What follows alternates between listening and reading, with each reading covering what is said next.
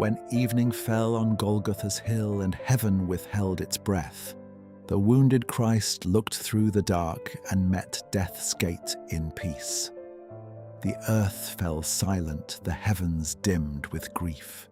The sun withdrew its flame, the moon withdrew its light. Then through the shattered gates below, the conqueror of the cross came down. He entered where the lost had wept, where the age-bound had lain, where prophets, kings, and pilgrims had waited under pain. He broke the bars no hand could move. He split the ancient stone and called the captive souls forth to follow him back home. Then through the deep of starry fields, a mighty river poured.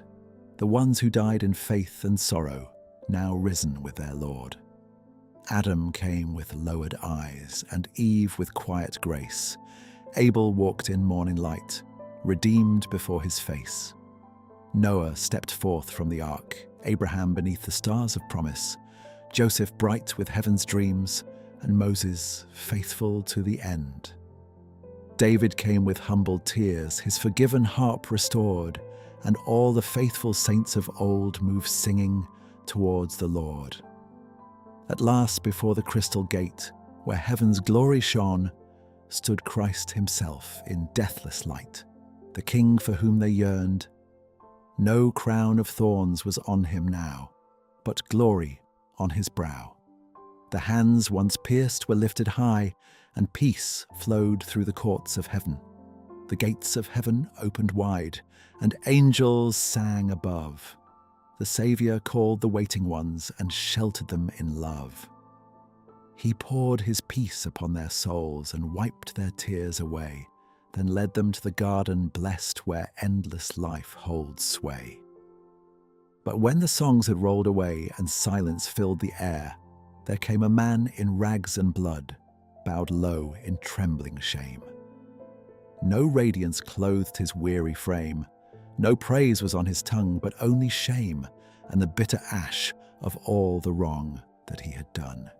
He would not raise his ruined face, he would not step inside, for all his life was theft and hate and violence his guide. He knew the smell of tavern floors, the knife, the curse, the stain. He knew the weight of wasted years that could not be recalled. An angel saw him at the gate and looked with merciful eyes. What seek you, weary soul, at last before this holy place? The stranger trembled as he said, I merit this no more than thorns deserve the rose's crown, or darkness merit dawn. My hands are red, my heart is foul, my every good is gone. The angel's face grew full of grief, his mercy deep and still. You have come late, poor burdened soul, too late for this high place. The gates of heaven are now closed, and closed to one like you, whose hands have dealt in death and wrong, whose heart had strayed from truth. He saw the broken sinner weep, and heard his bitter cry. Great sorrow stirred the angel's heart, yet help he could not find. He longed to speak some word of peace. He longed to lift that ruined soul, but none was given to his lips before the courts of God. The burdened soul bowed down his head and owned the judgment true. He knew too well the wreck of sin his earthly days had proved. He turned as one who asked no more, but only sought to go, for he had sown but pain on earth and turned away in woe. Then, pausing at the threshold dim, with tears upon his face, he turned once more and looked upon the angel full of grace. But once beside me on a cross there hung a wounded king. The mob reviled him, yet his voice rang full of heaven's peace. He turned and looked on one like me, on one the world condemned, and with a mercy deeper far than all my guilt, he said, Today with me in paradise your restless soul shall be. So if this place is truly his, just tell him I was here. Tell him I reached this holy gate, then turned away in grief. Tell him I saw the door of peace but dared not enter in, for shame lay heavier on my soul than all the weight of sin. Then all was still before the gate, and silence held the air. No voice was heard, no wing was stirred, but sorrow lingered there. The heavens waited, hushed and deep, as though all breath withdrew. Then suddenly the doors of light were opened from within, and Jesus stood before the one still bowed beneath his sin. He looked on him with wounded love, the same love as before. The marks of love were on his hands, and mercy in his face.